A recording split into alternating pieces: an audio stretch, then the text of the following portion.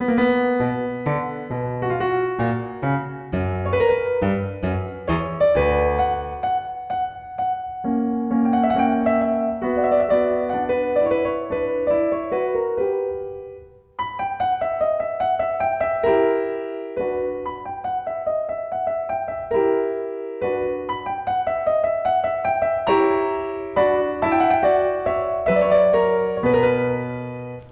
is Anya Leonard, founder and director of Classical Wisdom.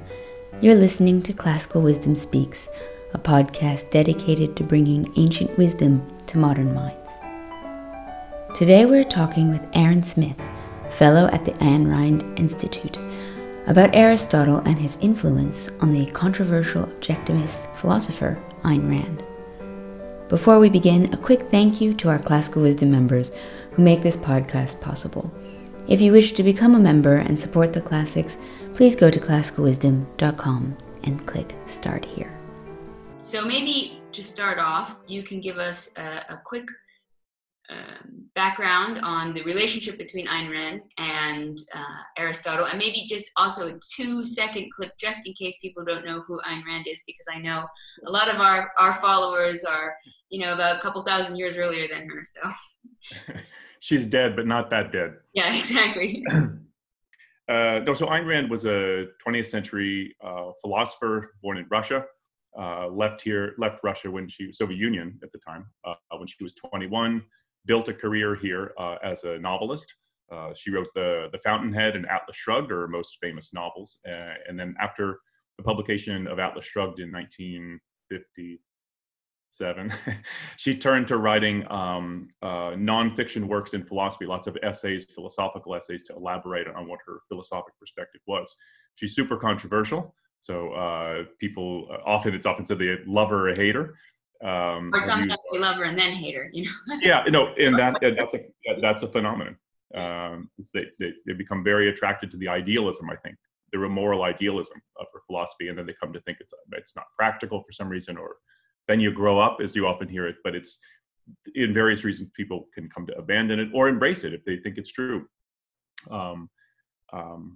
And yeah, she was a well-known public intellectual in the 50s, 60s, 70s. She's on talk shows, she's on Johnny Carson, she's on radio programs, TV programs, university campuses. She gave a whole range of talks at the Ford Hall Forum in Boston, so she's very, very well known. But super controversial because she's challenging fundamental aspects of our moral framework, and that's a hard thing to do. And she's so iconic. You just think of the videos of her darting her eyes and speaking so furiously and passionately. You've got to love the energy that she brings to just her sheer mind and brain power. If you're going to come up with something new, you might not be getting everything right all the time, but it's pretty remarkable, some of her. And I think what you're talking about is that she takes ideas seriously. Like, philosophy is not a game, it's not a pastime, it's about the true and the good. And if you care about what's true and you care about what's good, you're passionate about ideas, and you fight for them. And she was a fighter in that regard. And one has to. What if one's interested in those kind of ideas? You'd have to explore and see what you think about them.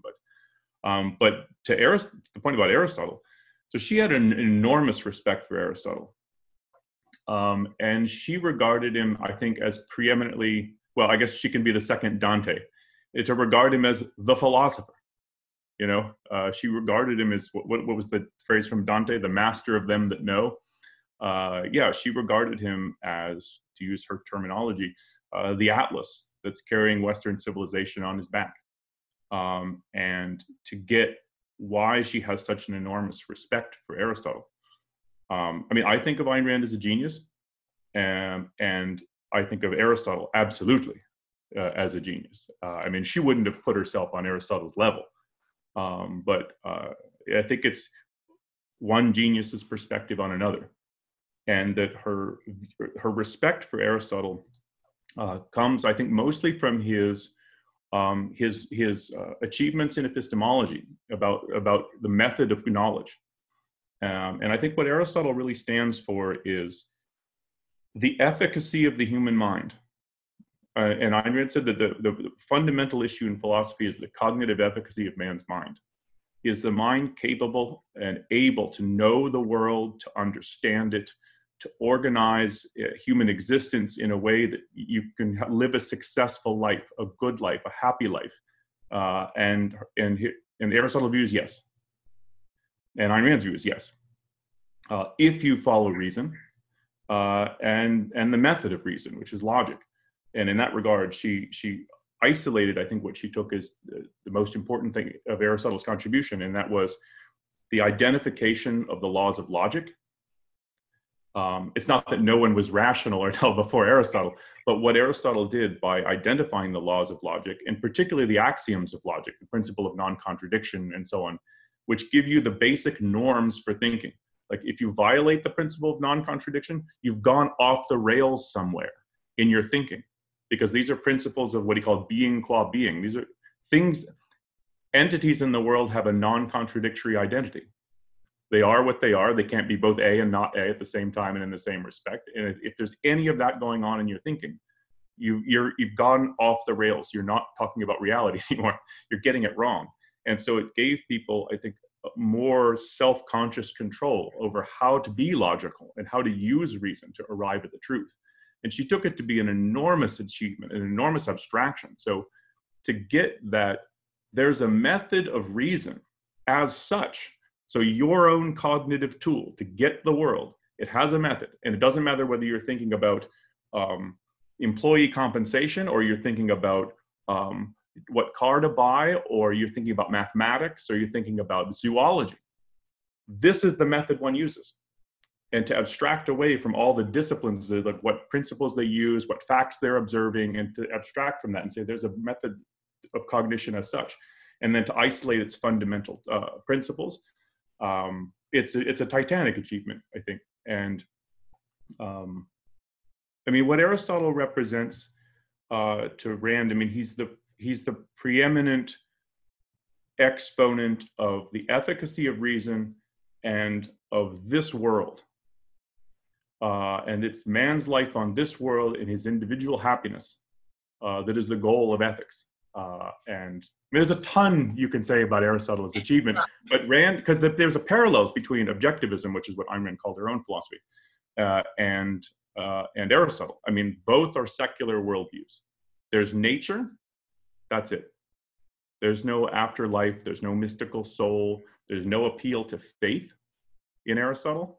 And similarly with objectivism, her view is that reason is an absolute, logic is the method of reason, that there's only this world. It's a very pro-science, pro-reason, pro-man, pro-this world. I mean, you think about Aristotle's conception of what a human being can be like, and you read well, first of all, just read Aristotle and think about what kind of a person Aristotle was.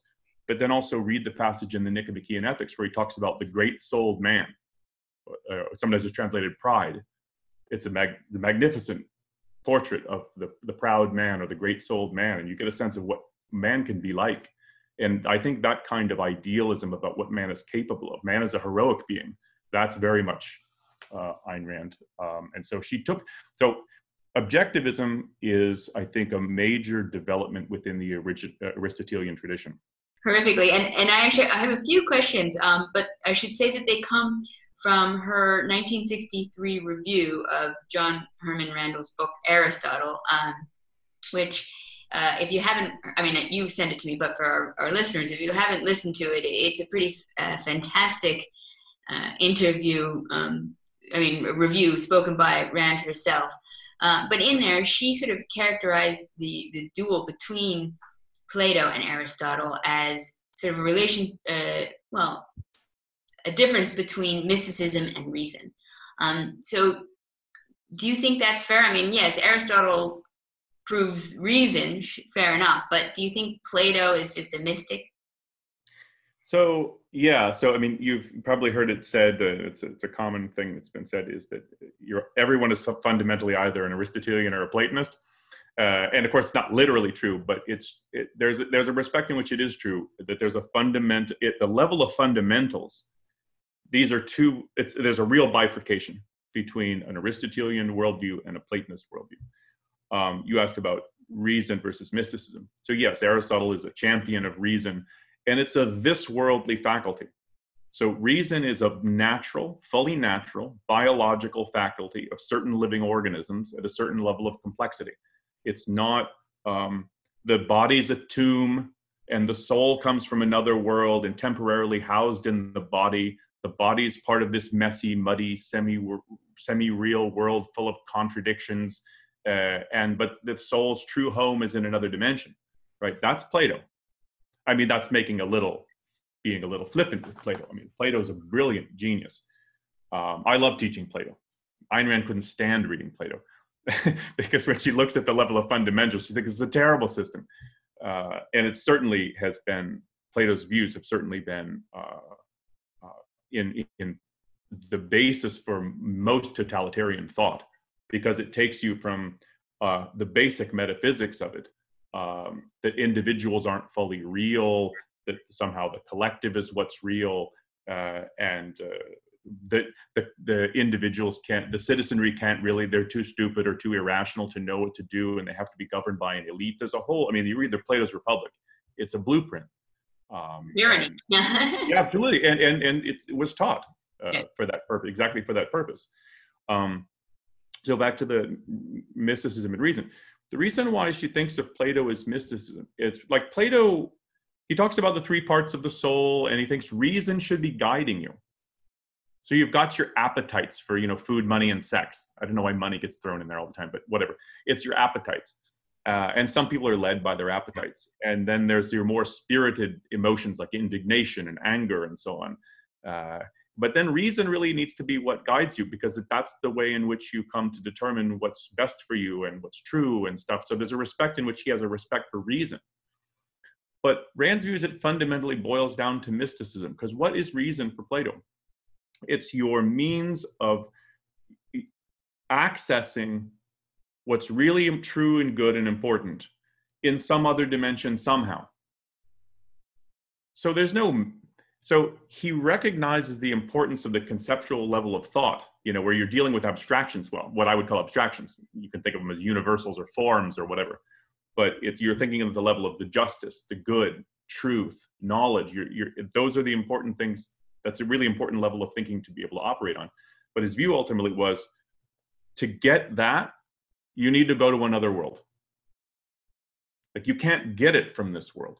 It's not like these things are ways of abstracting or capturing aspects of the world, and so that you can come to understand them. You got to get the hell out of this world. It's literally otherworldly. It's otherworldly, and he talks about the soul, and these are all metaphors and stuff, but there's a sense in which it's just, this is how he thinks about it. And to give Plato, to be objective about Plato, I mean, Plato says, well, I wouldn't exactly say that this is exactly true, but there's some kind of way in which so he doesn't really know quite how to think about it. But in every time he tries to capture it, it's the soul has to escape the tomb of the body in this world and go to another dimension, and it just, I don't know, sees them or whatever, and so it's not clear. So I mean, Ayn Rand considers that mysticism, and I think it's right. So if reason is a matter of, I get truths from God, well, you've sort of gutted what reason is, and now it's just revelation.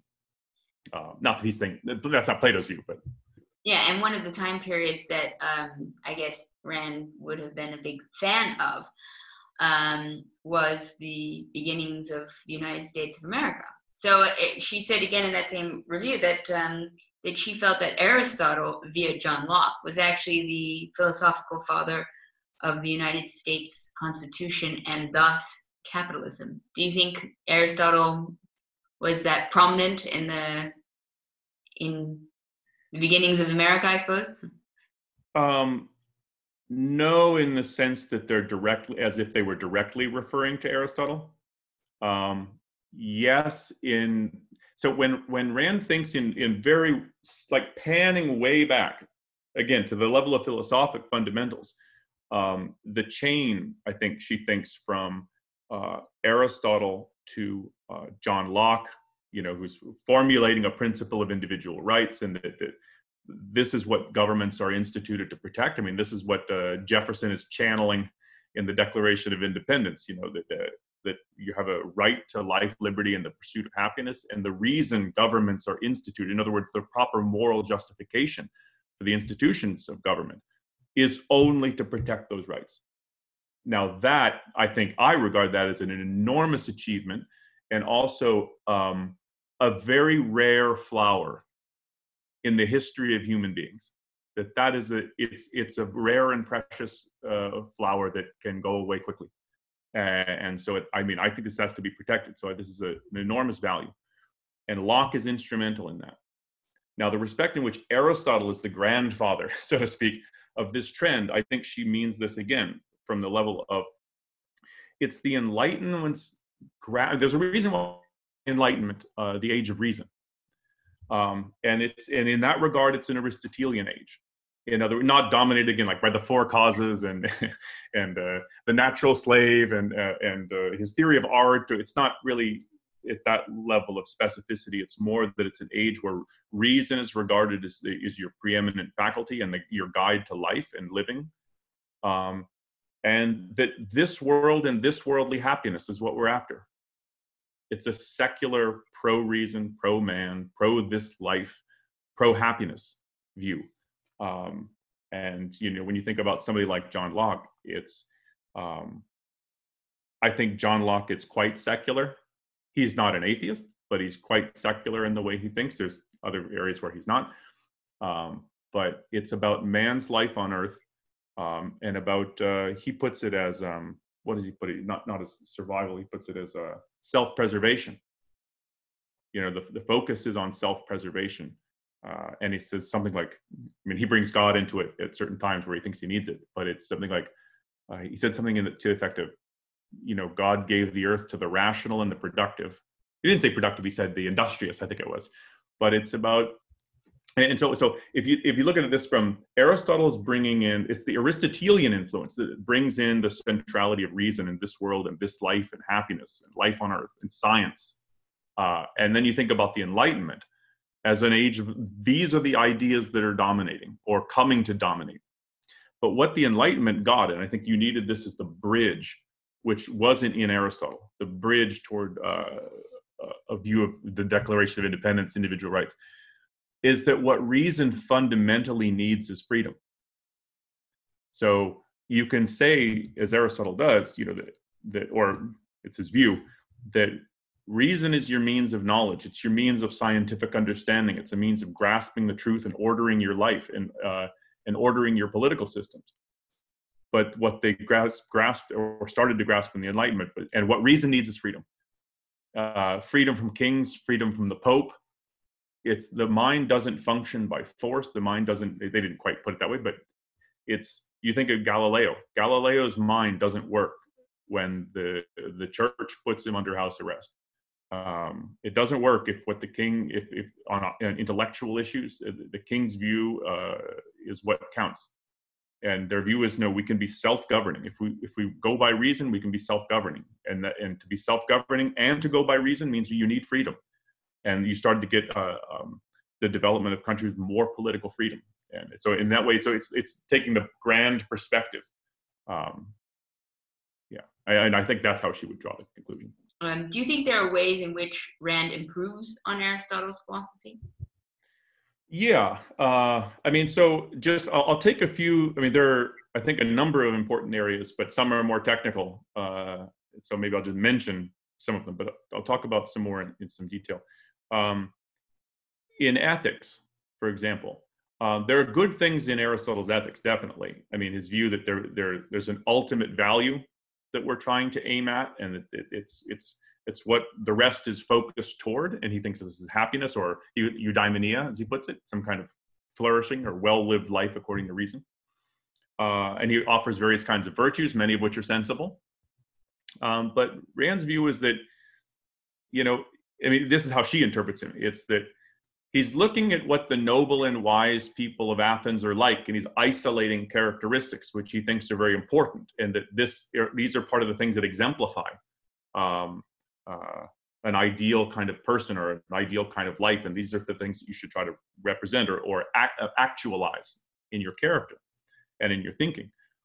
But Ayn Rand's view is, in the end, though, he doesn't give a valid justification for these. And he thinks that, I mean, Aristotle says, I don't think ethics is an exact science where you can really demonstrate that this is what you need to do, these things to follow, these are why the virtues are valuable. He takes them all as, the virtues as all, in some ways, exemplifications of being rational or excellent as a human being. But there's no justification in the end, I think, for them. And Rand's view is, you need a justification, because what we've been suffering with for so many decades and millennia is you don't have a rationally demonstrated code of ethics where you can demonstrate, no, these are the principles that you should live by, and show that they're true, as opposed to this is what society expects or this is what God demands. And so Rand's innovation there was to identify life as the standard of value.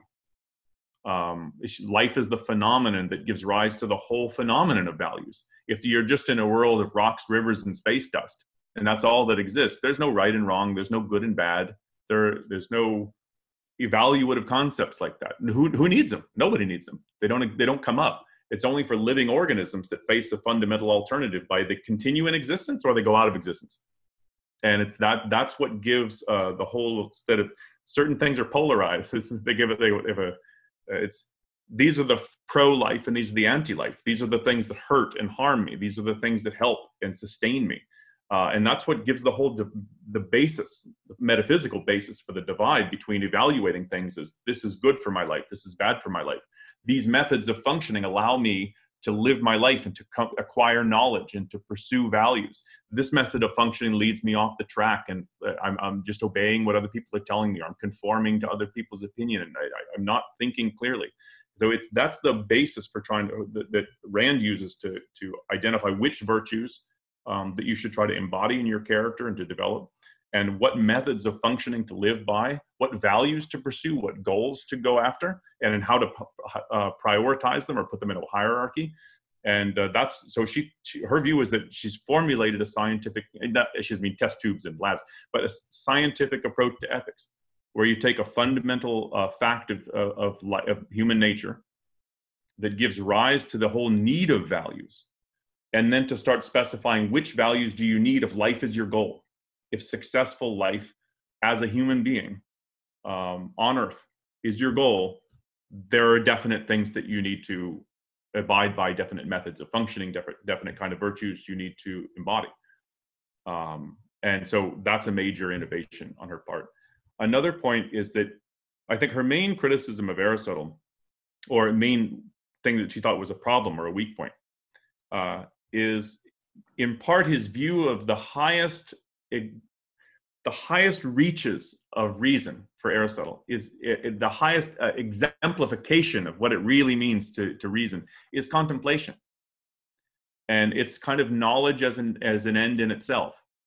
Now I can understand a thinker of Aristotle's caliber to hold that view. I understand why someone could hold that view. And it's also the times in which he lives, I think, limit how practical that kind of highest level of abstract thought is. And Ayn Rand's view is that it's not only true, as Aristotle thinks, that reason is your means of knowledge. Rand's view is reason is your means of survival. But she said, I could not have formulated that viewpoint, and I couldn't have formulated my ethics, which is it's centrally based around that viewpoint, prior to the Industrial Revolution. So she said, you can't blame Aristotle for not grasping that. That's for sure. So I couldn't have done it either. Now, and of course, this does make it tricky with Rand's philosophy that the very premise is that life is the goal. And obviously, that's going to be in direct conflict with the mystical type otherworldly philosophers who believe that it's the afterlife that's the goal. So, I mean, right from the get-go, if you're trying to teach other people about it, you have to give them, they have to believe with that initial premise. Otherwise, they're at a stopping point. To bring this back to Aristotle, I want to bring this back to Aristotle because you mentioned the point about the otherworldly types, right? You're all about life on Earth, and it's a selfish view in the end. In other words, it's self-focused, it's self-directed. It's the focus of my life is to try to live my life in a certain way that what I can attain is happiness. And happiness, not just you just follow in whatever whim you feel like, but it's the concomitant of living according to real human standards for success and for flourishing. And it's the psychological component of that, and knowing that you're operating on the right premises. But Aristotle, so Ayn Rand gets a lot of flack about advocating selfishness and so on. And there's a wonderful passage. You mentioned you like the sections in the ethics in the Nicomachean Ethics on friendship, and I think they're wonderful passages. But in, what is it, book 9, chapter 8, I think it is, he talks about self-love. And it's an interesting passage because this is something Ayn Rand had to grapple with as well in the introduction to her book, The Objectivist Ethics. The Virtue of Selfishness. The introduction to that book, she raises this point. It's similar in many ways to what Aristotle says in that passage in the Nicomachean Ethics. He says, he's talking about friendship, and he's talking about love of self. And he says, you know what, it's interesting because people often are criticized for being self-lovers. And that's a reproach, right? And he says, but there's something wrong about that. So there's a sense in which it's understandable when somebody, they think of the self-lover as the person who, he tries to grab more and more stuff. He tries to outdo other people, accumulate a bunch of stuff in a kind of a lower, or kind of what Aristotle think of as more base kind of level. Like the glutton or whatever, or he doesn't care about other people and, anything.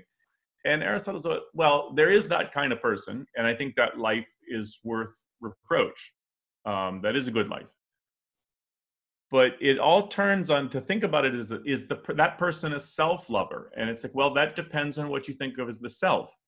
And his view is that, no, that reason, your intellect, your mind, the faculty which thinks and judges, that's fundamentally yourself.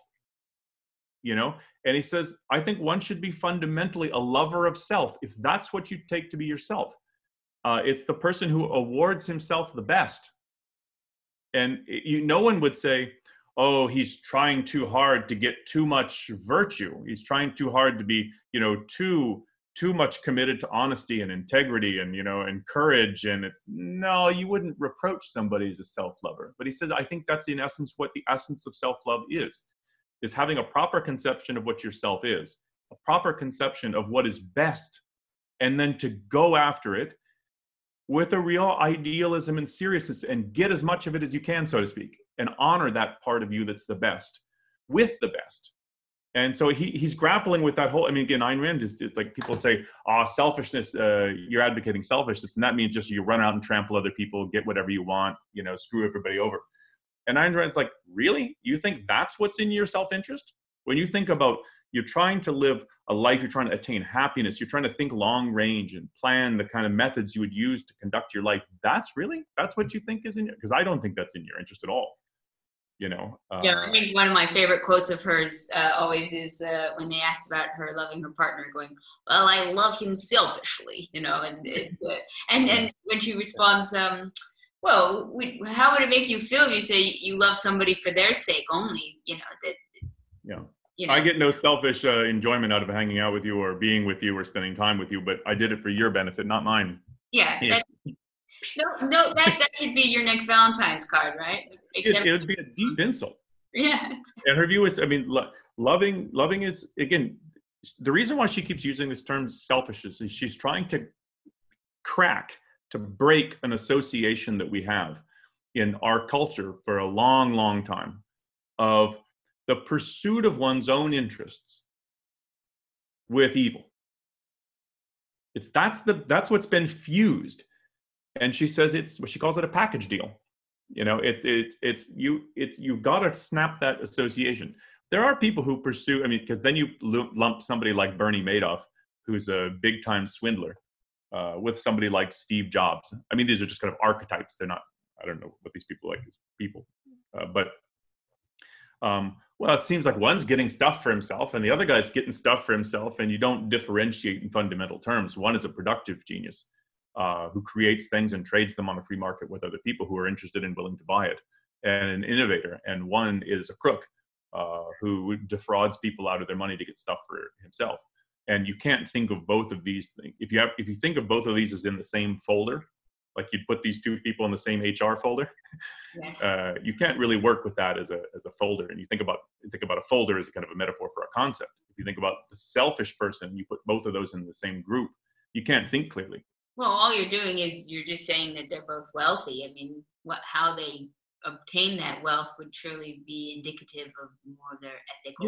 Yeah. The producer and the thug don't belong in the same category, even if they both think of themselves as going after stuff for themselves. So I mean, Ayn Rand has a lot to say about that. There's a lot of work to unpack and talk about and discuss. But so we can't do here. But it's interesting, that passage from the Ethics. Aristotle is wrestling with a similar idea. Classical Wisdom members can enjoy the full podcast on classicalwisdom.com. Thank you again for listening to Classical Wisdom Speaks.